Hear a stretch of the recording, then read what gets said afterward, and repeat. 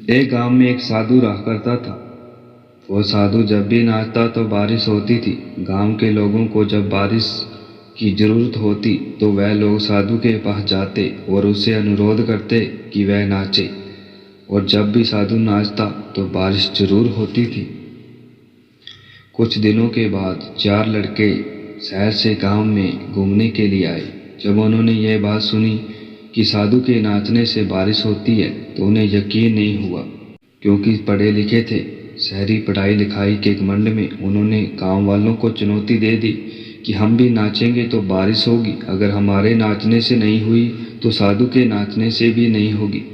फिर क्या था दोस्तों, अगले दिन सुबह ही गांव वालों ने उन लड़कों को ले जाकर साधु के पास छोड़ दिया और साधु को सारी बात बता दी। फिर क्या था, कुछ ही देर बाद वह चारों लड़के नाचना शुरू करते हैं और आधा घंटा बीता। एक लड़का थक कर बैठ गया। बादल नहीं दिखे, ना बारिश की कोई संभावना। इसी तरह दोस्तों दूसरा लड़का नाचा। 1 घंटा हुआ और वह भी थक कर बैठ गया। इसी तरह दोस्तों 2 घंटे बीते और चारों लड़के थक कर बैठ गए। और अब बारी दोस्तों साधु की थी। उसने नाचना शुरू किया। 1 घंटा बीता, बारिश नहीं हुई और साधु नाचता रहा। 2 घंटा बीता, बारिश नहीं हुई। साधु तो रुकने का नाम ही नहीं ले रहा था। धीरे धीरे शाम ढलने लगी।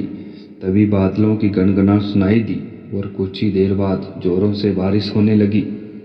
लड़के दंग रह गए और तुरंत साधु से क्षमा मांगी और पूछा, बाला बाबा ऐसा क्यों हुआ कि हमारे नाचने से बारिश नहीं हुई और आपके नाचने से बारिश हो गई?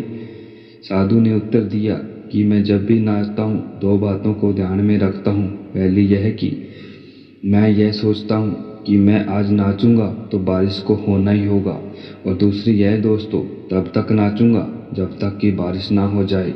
इसी तरह दोस्तों सफलता पाने वाले में भी यही गुण विद्यमान होते हैं। वह जिस काम को भी करते हैं उसे उन्हें सफल होने का पूरा भरोसा होता है और वह तब तक उस काम को करते हैं तब तक कि वह सफल ना हो जाए। इसीलिए हमें सफलता हासिल करनी है तो दोस्तों साधु की तरह अपने लक्ष्य को प्राप्त करना पड़ेगा दोस्तों।